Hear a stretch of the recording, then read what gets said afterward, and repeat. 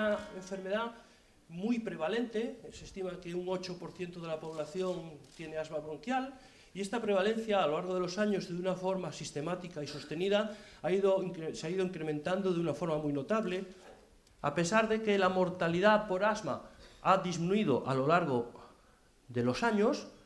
Para nosotros sigue siendo un fracaso terapéutico el hecho de que una persona que tiene una enfermedad que bien tratada tiene un pronóstico excelente, tenga que ingresar en urgencias, tenga que ingresar en la UCI o tenga el triste desenlace de una muerte por culpa de algo que con un buen manejo se puede reducir a la mínima expresión.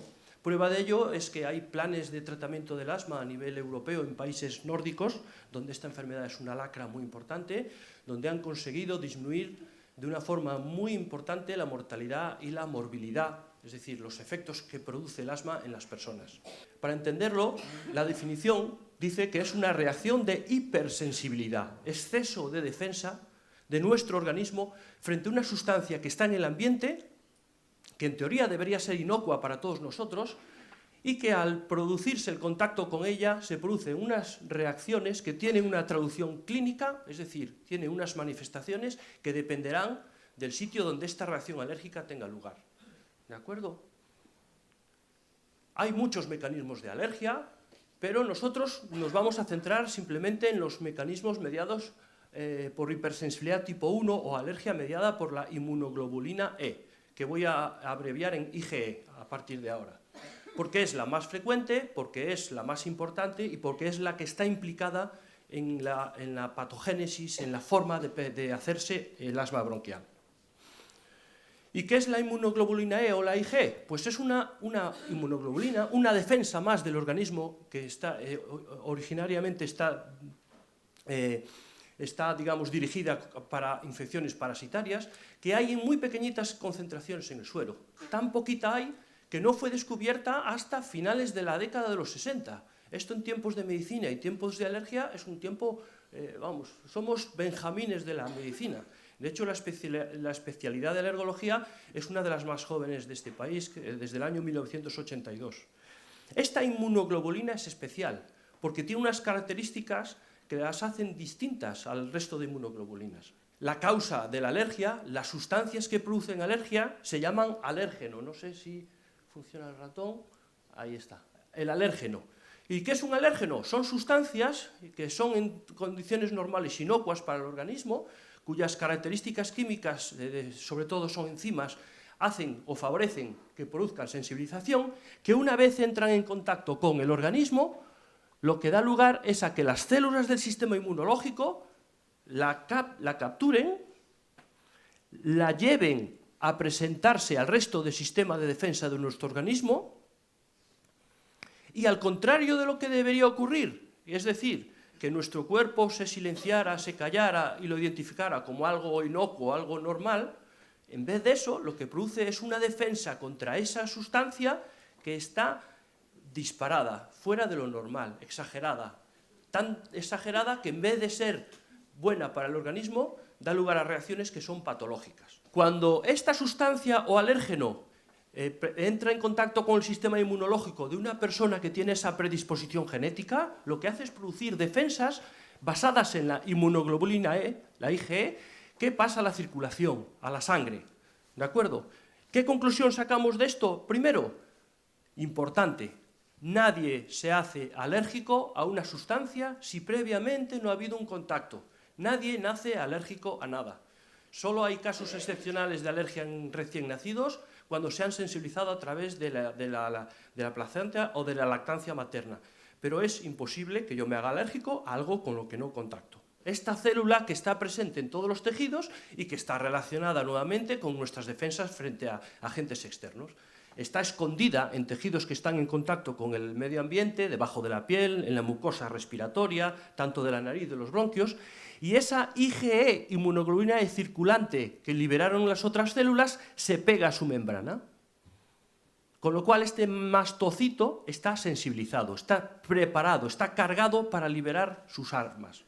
Cuando el cuerpo, cuando nosotros entramos de nuevo en contacto con esta sustancia, una vez estamos sensibilizados, es cuando se produce la unión de ese alérgeno a estas IgEs que a su vez están unidas a la membrana, Y esa es la que desencadena la reacción alérgica. Se produce la liberación de todos los gránulos del mastocito que van a ejercer sus funciones allí donde se encuentren. ¿Y qué funciones hacen o qué efectos tienen estos gránulos? Pues son muy tóxicos, muy irritantes, producen reacciones muy agudas, muy bruscas, que son máximas en un tiempo de 15-20 minutos. Entonces, estos gránulos lo que producen cuando se liberan cerca de los bronquios es que se produzca aumento de la secreción de moco por parte de las células caliciformes de los bronquios, irritan los nervios de los bronquios y de la piel, lo que da lugar a ataques de tos y también da lugar a picor cuando eso afecta a los nervios cutáneos, producen el cierre del músculo que rodea los bronquios, con lo cual se produce el broncoespasmo o cierre de la vía aérea, produce además vasodilatación, los vasos se abren, aumentan la permeabilidad y permiten que el líquido que circula por ellos salga fuera. Y eso da lugar, como consecuencia, a la hinchazón que ocurren en las reacciones alérgicas. Pero no solo eso, estos efectos son inmediatos y rápidos, pero además estas sustancias que libera el mastocito lo que hacen es atraer a otros tipos de células del sistema inmunológico allí donde ha habido la reacción. Y al cabo de X tiempo, cuando vienen, ellos empiezan a actuar y a activarse allí donde hubo la reacción y participan en esa reacción alérgica. Esta primera fase se llama fase inmediata de la reacción alérgica y cuando participan estas células viene o se denomina fase tardía de la reacción alérgica, que consiste en poner un extracto en la piel. Estos extractos contienen los alérgenos más relevantes del área sanitaria nuestra, de Galicia, de Coruña concretamente, y lo que hacemos es permitir que esos alérgenos atraviesen la capa córnea, la capa superficial de la piel, para que entren en contacto con los mastocitos que están debajo, que como habíamos comentado, estamos llenos de ellos.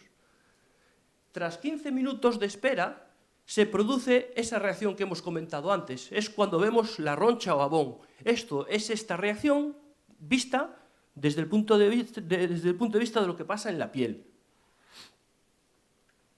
Si nosotros lo que hacemos, en vez de una prueba alérgica en la piel, hacemos a la persona respirar por la nariz esa sustancia o le hacemos inhalar esa sustancia por vía bronquial, lo que conseguimos es que en esos 15 minutos iniciales, cuando es por la nariz, la persona empieza a estornudar, le pica la nariz, sufre congestión, moquera y además se le cierra el bronquio por esos efectos que tenían los mediadores. Se le cierra de una manera máxima en cuestión de 15-30 minutos.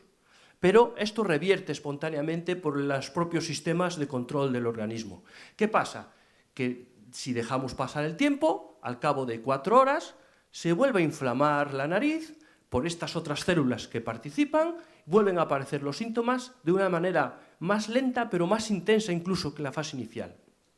Y esto es la fase tardía de la reacción alérgica, que es tan importante a la hora de dar lugar a lo que es el asma y la rinitis y la inflamación alérgica crónica, que a fin de cuentas es la que más afecta a los gallegos, por el tipo de alergia que sufrimos, y eso lo vamos a ver un poquito más adelante. ¿Y qué enfermedades alérgicas hay? Pues dependerán de dónde y a qué velocidad se libere la sustancia y depende de dónde tenga lugar la reacción. Por ejemplo, si es por vía aérea, típico de polen, cuando hay mucha concentración de polen en el aire, se me irritarán los ojos, se me afectará la nariz, dando lugar a la rinoconjuntivitis alérgica. Cuando eso ocurre con alérgenos de tamaño inhalable o respirable que pueden pasar a la vía aérea inferior, a los bronquios, entonces la inflamación bronquial dará lugar al asma, pero puede haber lesiones cutáneas por culpa de una reacción producida en la zona de la piel. Si yo me como el alérgeno, este puede dar lugar a molestias digestivas, pero también puede dar lugar a todo lo demás, según la intensidad de mi sensibilización, según el nivel al que yo le tenga alergia a esa sustancia. Y cuando una reacción alérgica ocurre tras una picadura de un insecto o tras una administración intravenosa de un fármaco o simplemente porque es una reacción alérgica bestial, que existen, entonces se producen reacciones que afectan incluso al torrente circulatorio, producen el shock y pueden llegar incluso a producir la muerte. Bueno, empezaremos quizá no por los menos importantes, pero sí por unos que son menos importantes de lo que uno cabría esperar por el tipo de clima que nos afecta. Y es el polen. Al contrario de lo que pueda parecer, Esto es ficticio. Este señor estornuda porque esta planta olerá muy bien, pero no porque este polen tan bonito y vistoso le afecte, porque el polen, las flores grandes, vistosas, visibles y olorosas, suelen tener pólenes muy grandes que caen por su propio peso. Son pólenes entomófilos que se transportan por medio de insectos. Este polen raramente nos produce alergia. El polen que afecta a los gallegos, sobre todo, es el polen de las gramíneas, que es la causa más importante de alergia a nivel mundial, con diferencia sobre el resto. Pero, a diferencia de lo que pasa en el interior de la península, aquí las concentraciones que se obtienen en el aire son mucho menores por cuestión de humedad ambiental, por cuestión de lluvias, todos esos factores que limpian de forma intermitente el aire y hace que la presión ambiental de pólenes no sea tan fuerte como en Castilla. ¿Cuándo produce molestias el polen de las gramíneas? Desde el mes de mayo al mes de julio, incluso a veces un poquito más prolongado que en el resto de Castilla, que es mayo-junio. Aquí se puede prolongar mucho más y puede ser un poco anterior, porque casi siempre hay verde en Galicia. Este polen, que es anemófilo, es tan pequeño que no se ve, es microscópico, y las plantas liberan millones de granos en estas flores microscópicas que son transportadas cientos de kilómetros de distancia. Por lo tanto, por mucho que yo siegue la hierba alrededor de mi casa, no voy a estar libre de sufrir el efecto del polen. Otro polen típico de gallego, que antes se pensaba que era solo del arco mediterráneo, pero los alergólogos hemos descubierto, por la práctica de todos los días, que en la Costa da Morte y en toda la costa gallega en general crece una planta que todos conoceréis, crece en las paredes, se llama parietaria, muy parecida a la ortiga, y este es un polen que típicamente dura su polinización, esta planta, del mes de marzo a abril hasta el mes de septiembre, octubre, con lo cual da lugar a problemas de alergia muy prolongados en el tiempo y problemas sobre todo en época estival y en días de buen tiempo. Es la parietaria judaica, causante de muchos episodios o pacientes que tengan asma en la zona costera de Galicia. Cuando uno va hacia el interior, esta planta no se desarrolla lo suficiente y por lo tanto deja de tener importancia. Otro polen importante en nuestra región, no solo porque aquí tengamos más abedules que en el resto de España, sino porque aquí importamos, entre comillas, emigrantes que han vivido en Suiza, Alemania, países nórdicos, que han estado muy en contacto con el polen del abedul, se han hecho alérgicos y tienen molestias cuando este árbol poliniza en torno al mes de abril-mayo.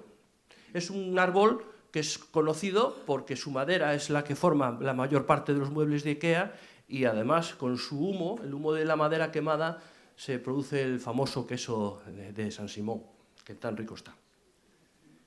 Por supuesto que estos son alérgenos estacionales, pero los que más se asocian con desarrollo de asma son los alérgenos perennes.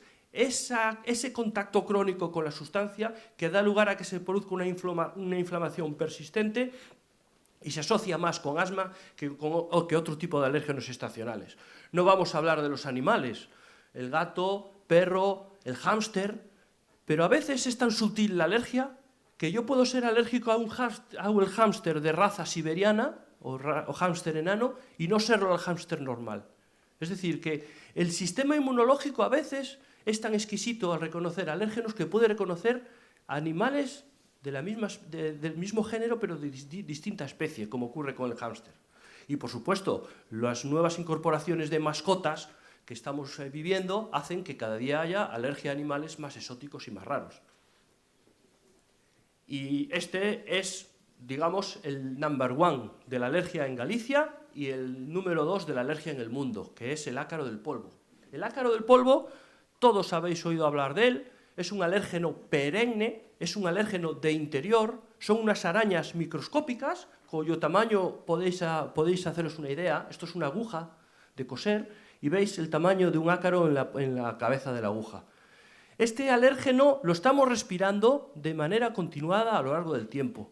Las concentraciones que se obtienen en el aire son relativamente escasas, pero la exposición es constante. Por lo tanto, da lugar a pequeños impactos de inflamación constantes que dan lugar a respuestas alérgicas tardías que se solapan con las inmediatas y al final dan lugar a una inflamación alérgica crónica persistente. y es el responsable del 80% de las alergias del área sanitaria de La Coruña. Muy por encima, muy por encima de lo que produce la alergia al polen y al perro y a los demás alérgenos juntos. Pero es que además la alergia a los ácaros se caracteriza por ser una alergia de baja expresión clínica. Las molestias que producen son crónicas y persistentes, no son muy llamativas. Las personas sufren síntomas que se pueden confundir perfectamente con un catarro nasal continuado, con un catarro bronquial continuado, y si uno no tiene un alto grado de sospecha sobre lo que puede estar ocurriendo, podemos estar tratando a una persona constantemente con tratamientos antibióticos mal dirigidos, cuando en realidad lo que hay que hacer es frenar el sistema inmunológico con otro tipo de herramientas. Pues básicamente en el 80% de los casos de asma, la alergia es el factor más importante como factor de riesgo, el factor desencadenante, por decirlo de alguna manera. ¿Por qué? Porque la inhalación de esas partículas alergénicas de pequeño tamaño, de manera crónica, producen que el bronquio se inflame. La vía aérea por donde pasa el aire hacia el pulmón se infiltra con esas células de la respuesta tardía, se le engrosa el músculo y se produce cierre de la musculatura. El asma no es una enfermedad pulmonar, es más bien una enfermedad bronquial, de la vía aérea. Y esa inflamación suele ser por unas células que se llaman eosinófilos en la mayoría de las ocasiones, aunque hay ciertas formas de asma que miraremos muy por encima después, donde hay otro tipo de células implicadas. ¿Y cómo demostramos que existe el asma? Porque esa obstrucción que produce la inflamación es variable. A veces aparece, a veces no. Y a veces para poder detectarla hay que buscarla. Y eso puede dar mucho trabajo y muchas molestias a quien la busca, tanto a la persona que la sufre como al médico que lo persigue. ¿Y qué pasa cuando se inflama el bronquio? Pues aquí tenéis una imagen gráfica de lo que ocurre con la mucosa respiratoria. Esta es una normal y esta es una mucosa inflamada donde se produce un despegamiento epitelial, donde se produce un engrosamiento de la musculatura, donde se produce la secreción de un moco espeso y difícilmente movible, y esto da lugar a la obstrucción de la vía aérea. Y el aire, que en condiciones normales debería de pasar por una superficie lisa, pasa por una superficie estenosada, ese aire en movimiento da lugar a turbulencias y eso se percibe por parte de la persona como sensación de no respirar bien y se oyen ruidos al respirar, sibilancias. Eso es lo más característico del asma, la fatiga y los pitos.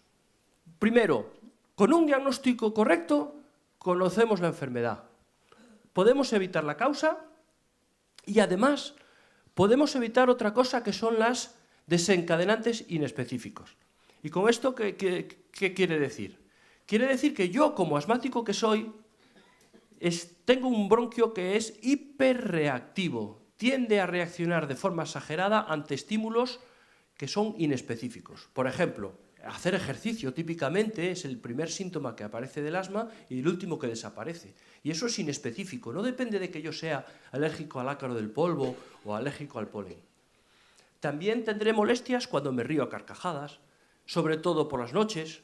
Esos son datos de hiperreactividad bronquial inespecífica. Los olores muy irritantes me pueden producir ataques de asma, con lo cual tendré que evitarlos. Y además tendré que utilizar medicamentos. Si yo soy alérgico a un alérgeno perenne, lo lógico es que mis síntomas de asma sean persistentes en el tiempo y que tenga que utilizar medicamentos a lo largo del tiempo. No vale utilizar medicamentos en momentos puntuales según como sea, por supuesto, la gravedad del asma. Pero en el caso de los gallegos tenemos todas las papeletas para tener asmas de evolución crónica y persistente, porque la causa fundamental de alergia en Galicia son los ácaros del polvo. ¿Y el tratamiento del asma cuál es el de elección? No vamos a entrar en detalles, simplemente decir que la vía inhalada, con mucho, es superior sobre todas las demás porque se utilizan pequeñas cantidades de fármacos y con un efecto muy importante a nivel local y sin efectos secundarios a nivel general. Por lo tanto, siempre que podamos utilizaremos la vía inhalada. Los inhaladores de tratamientos de mantenimiento suelen ser de color marrón o malva, y mientras que los tratamientos para aliviar la molestia, el famoso Ventolin, suelen ser de color azul. y según cómo sea mi asma de fuerte, yo tendré que utilizar distintos escalones de tratamiento, de tal manera que una persona con un asma leve le llega con evitar la causa, si es posible, y con utilizar un broncodilatador, un salbutamol, un Ventolin, para que nos entendamos, cuando le haga falta. Pero a partir de ahí, si los síntomas son más persistentes en el tiempo, habrá que ir escalando tratamientos hacia arriba para controlar la enfermedad. Y la necesidad de tratamiento que yo preciso para que la persona esté controlada será la que me marque qué grave es ese asma bronquial. ¿Y qué nos planteamos nosotros cuando tratamos a una persona asmática? Por supuesto que los objetivos que uno se plantea cuando trata a una persona con asma bronquial dependen de cada persona. Una persona con un asma muy grave procurará o tendrá unos objetivos que no son exactamente iguales que una persona con un asma leve. Pero sí que es cierto que hay unos objetivos globales que todos intentamos llevar a cabo, que es que el asma no afecte al sueño, que no falte las personas al trabajo o a clase por culpa del asma, que no tengan que ir a urgencias o ingresar, que eso es lo que más consume de un paciente asmático con diferencia, que tenga actividades físicas normales y que además tenga espirometrías que no vayan a menos, que se mantengan bien o que mejoren. ¿Y cuál es la realidad? La realidad nos la dice uno y muchos estudios similares que han salido publicados a lo largo de los últimos 10 años, que consisten en encuestas donde se le preguntan a los pacientes asmáticos por cómo está su asma controlada. Se pueden vacunar siempre y cuando sean personas seleccionadas. No todo el mundo se puede beneficiar de la vacuna. Tiene que ser una persona asmática bien diagnosticada, con alergias bien dirigidas y con asma no excesivamente grave.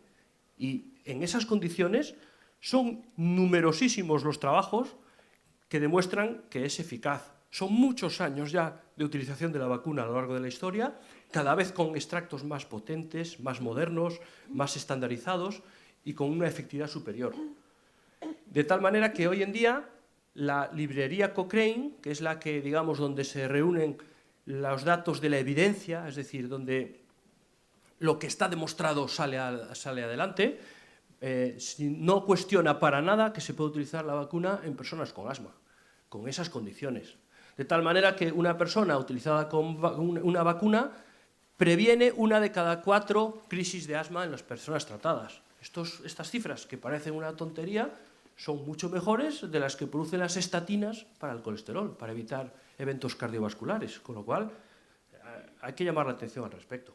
Se habla mucho del asma y la obesidad. La obesidad es un mal del siglo XXI, un mal muy serio, y el asma no escapa de este mal. Y está realmente asociado la existencia de obesidad con una mayor prevalencia de asma y con formas de asma de una respuesta terapéutica peor y de un peor pronóstico. De hecho, en asmas graves con fenotipo de obesidad ya hay trabajos publicados sobre el efecto de la cirugía bariátrica, esa de reducir peso por acortar el estómago, donde están demostrando que esto puede ser eficaz. Pero no debemos confundir, en el caso de un obeso, que también tiene síntomas porque simplemente tiene una mala forma física y no toda fatiga es asma, sobre todo si se relaciona con esfuerzos. Bueno, del embarazo, solo decir una cosa.